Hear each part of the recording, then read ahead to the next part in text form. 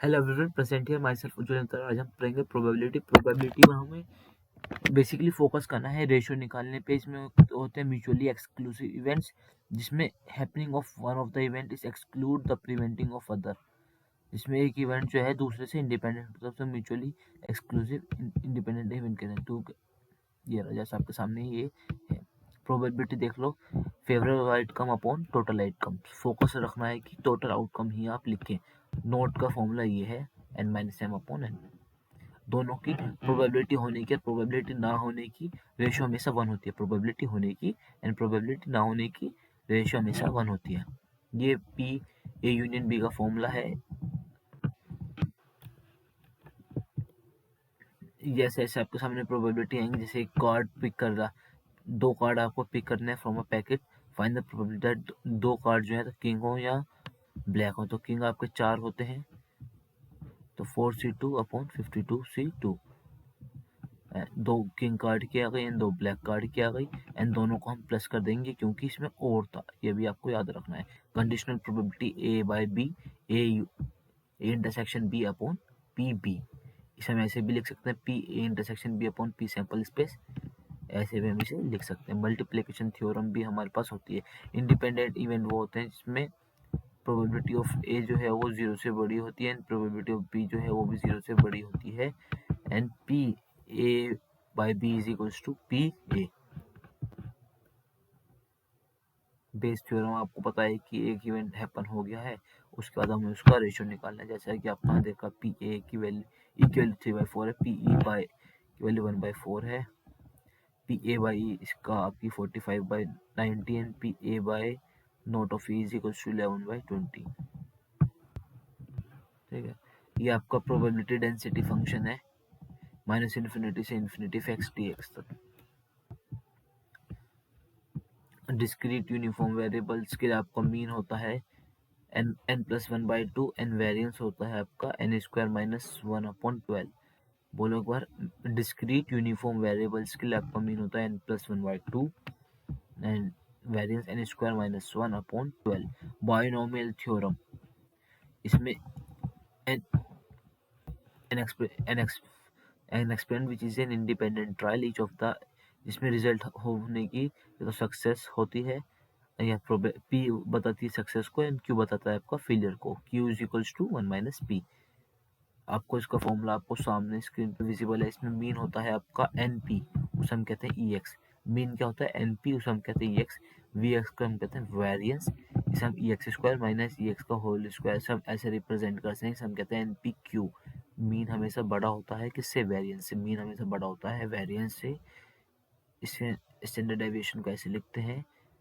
And इसका आपको formula शायद पता नहीं होगा, तो हम एक बार दिखा देते हैं। ये रहा आपका इसका बायनोमियल थ्योरम का formula, n p x n x की वैल्यू होती है आपकी जो जितना आपको वैल्यू निकालनी है। पॉइजन रेशियो जब निकाला जाता है कि जब आपका if it assumes as all non negative, जिसमें आपका बहुत छोटी वैल्यू होती है प्रोबेबिलिटी की,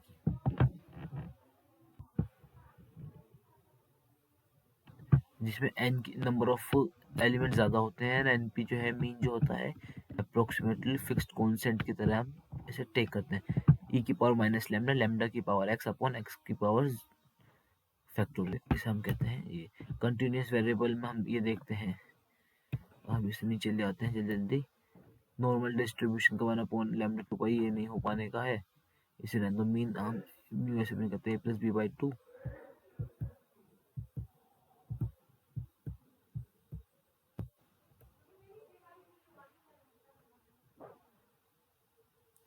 ये आपको कर्व की वैल्यू हम निकाल सकते हैं कि अगर हमें कर्व की वैल्यू निकालनी होती है तो हम ऐसे इजीली फाइंड कर सकते हैं किसकी वैल्यू? कर्व की value.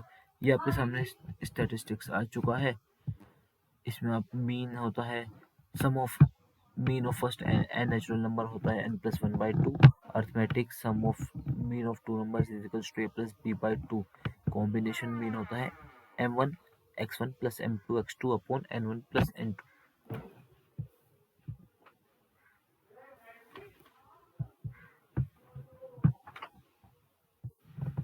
Mode is equals to 3 median minus 2 mean. Mode is equals to mean is equals to median for symmetric distribution, ये भी आपको याद रखना है। मीन का आपको फॉर्मूला है आपका summation of x i upon n total outcomes upon null hypothesis accepted होगा जब आपका, ये भी हम पढ़ेंगे और स्क्रीनशॉट्स पे आते हैं।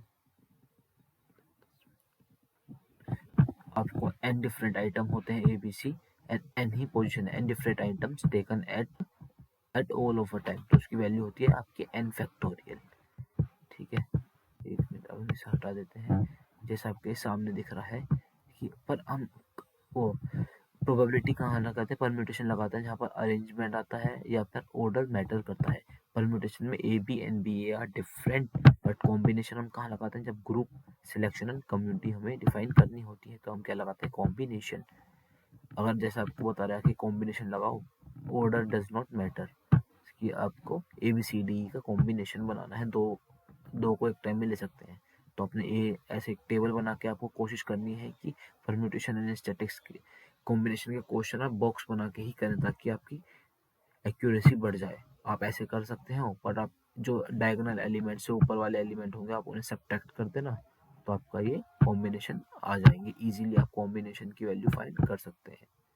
जैसा कि आपको सामने देखा, number of combination is equals to number of probability upon r factorial, ये आपका फॉर्मूला है। अगर आप n डिफरेंट आइटम्स लोगे और ऑल एलिमेंट्स लोगे तो परम्यूटेशन की वैल्यू 1 है, वो n फैक्टोरियल है, कॉम्बिनेशन की वैल्यू 1 है। n डिफरेंट आइटम्स हैं और आपको कितने लेने हैं, r आइटम लेने हैं, तो इसकी value npr n factorial upon n minus r factorial, इसकी ncr। n डिफरेंट आइटम्स लेने हैं, p n q n r alike है, तो n factorial upon p factorial q factorial r factorial, उसमें आएगा आपका 1।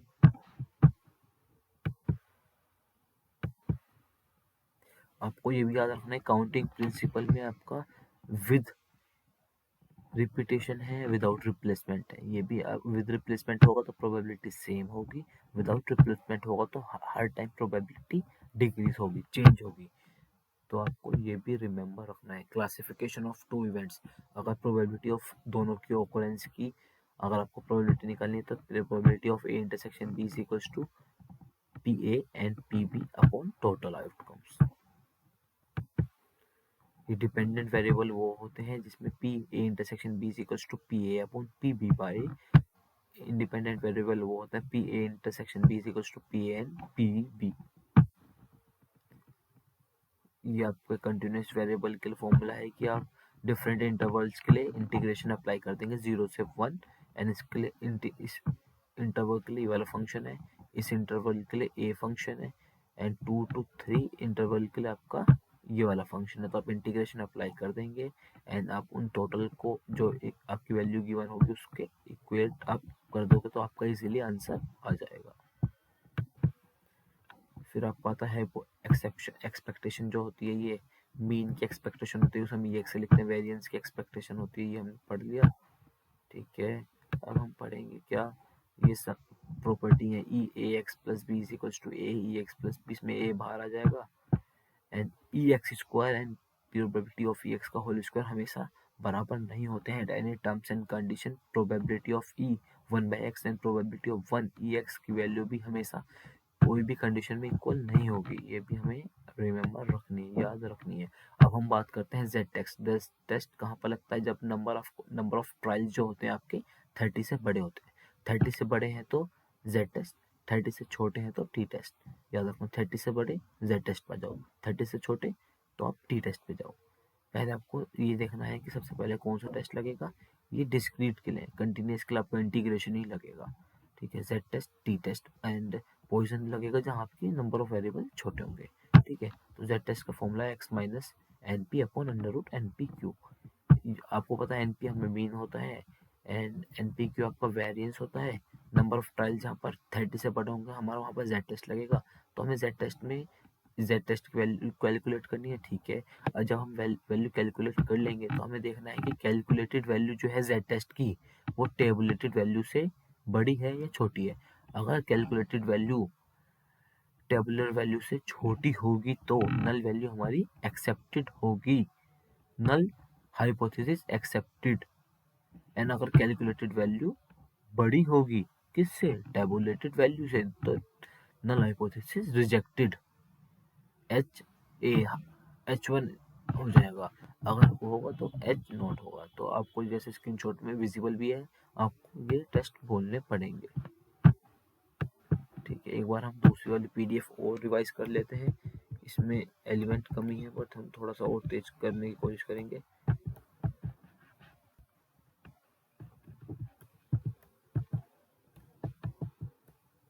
काउंटिंग प्रिंसिपल है, ये 3 इवेंट्स के होने की चांसेस में हम मल्टीप्लाई कर देते हैं।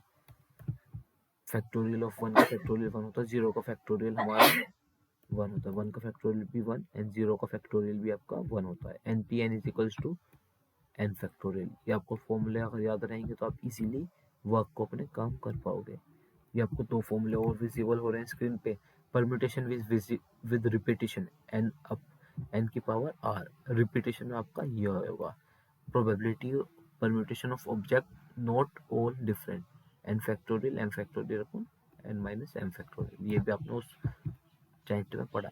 Circular permutation n minus one factorial, circular permutation one factorial n minus one factorial, ये आएगा 100% आएगा। Clockwise and anti clockwise arrangement, no distinctness by made in clockwise and anti clockwise, then person can be seated in a round table। इसकी होती है 1/2 n minus one factorial, इसमें half हो जाएगा। In a case of necklace 1/2 n minus 1।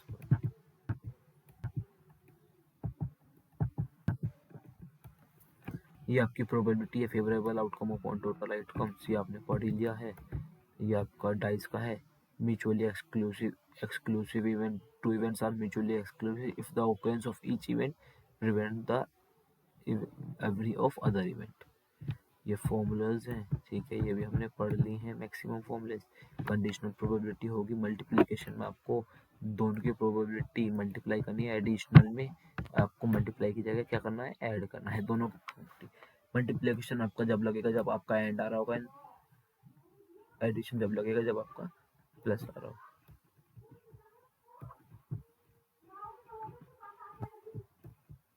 Base theorem आपका P E by A is equals to P E P A by E one P E n r, easily ऐसे निकाल सकते हैं। Random variable दो तरह के होते हैं। Random variable real value function होते हैं जिनकी वैल्यू आपकी स्पेसिफाइड होती है।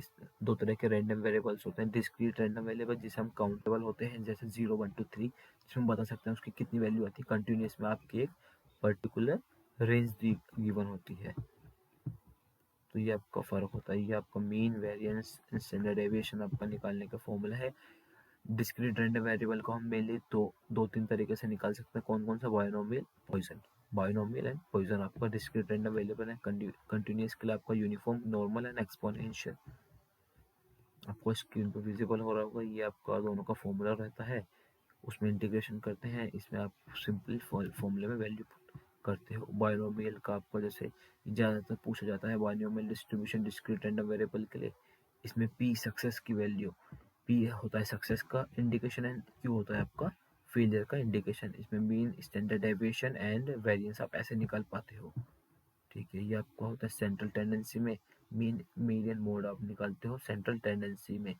मीन अगर मीडियन अगर ओ टर्म से तो n+1/2 होता है, और मीन अगर इवन होता है तो आपका n/2 value upon n+1 n/2+1 value को आपका दोबारा उस 2 से डिवाइड कर देते हो। पॉइसन डिस्ट्रीब्यूशन में आपका e की पावर माइनस लैम्डा, लैम्डा की power r upon r factorial. जब का नंबर ऑफ केसेस लार्ज होते हैं, प्रोबेबिलिटी किसी की ओकरेंस की स्मॉल होती है, तो आप पॉइसन डिस्ट्रीब्यूशन अप्लाई करते हो। ये डिस्क्रीट वैल्यू पूरी हो चुकी है। ये मीडियन है, आपको याद नहीं रहेगा, पढ़ने से फायदा भी नहीं वाला क्वेश्चन, ये टॉपिक तो। ये स्टैंडर्ड डेविएशन का फॉर्मूला है, सब बोल के याद रखोगे। इसमें आपको log x का, a की पावर x का, n आपका tan x के फॉर्मूले एक बार आप देख सकते हो। x की पावर n का डेरिवेटिव होता है x की पावर n-1, log x का 1/x, e की पावर x का e की पावर x, a की पावर x का a की power x, log a, sine का cos, cos का माइनस sin x, tan का sec square x, sec x का sec x tan x, cos x का minus cos x cot x, n cot x का minus cos x square x। Same for integration, integration पे -1/x का log root x ई की power x का ई की power x, ऐसे आप एक बार फॉर्मूले को बोल बोल के रिवाइज कर सकते हो, इसलिए मैं 2 मिनट का इस पे होल्ड ले रहा हूँ, 10 सेकंड का।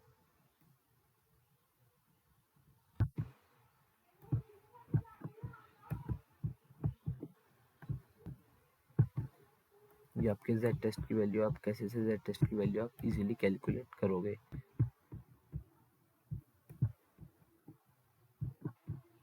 ये कोरिलेशन है, कोरिलेशन में आपका एक्स की वैल्यू पॉजिटिव होगी तो वाई की वैल्यू भी पॉजिटिव होगी। पॉजिटिव कोरिलेशन, दोनों ऊपर की साइड जाएंगे तो दोनों नीचे की साइड जाएंगे। नेगेटिव में एक की वैल्यू दूसरे को चेंज करती है। आप ऐसे कोरिलेशन निकाल सकते हैं, summation x y minus summation x minus summation y upon n under mean of summation x minus x square. आप ऐसे आप कोरिलेशन निकाल सकते हैं। कोरिलेशन में आपकी कितनी टेबल आएंगी, गिनो, 1 2 3 4 5, 5 टेबल आपकी आएंगी। एक्स वाई की आएगी, एक्स की आएगी, वाई की आएगी, एक्स वाई की आएगी, x square and y square की आपकी आएगी। तो आप ऐसे देख सकते हो, डायरेक्ट मेथड क्या है आपका, पहले एन की value summation x y minus summation x summation y upon under root n summation x square summation x square. ऐसा आप इसे वैल्यू का कैलकुलेट कर सकते हैं। Regression technique for measuring relationship between variable. Correlation होता है, मेजर करता है डिग्री को, r y x is equals to r x Y.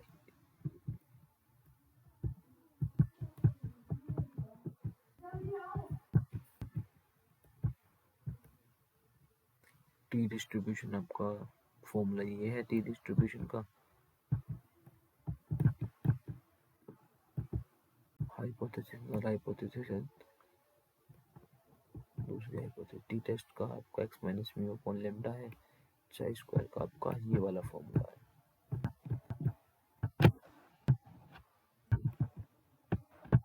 बस इसमें तो इतना ही है।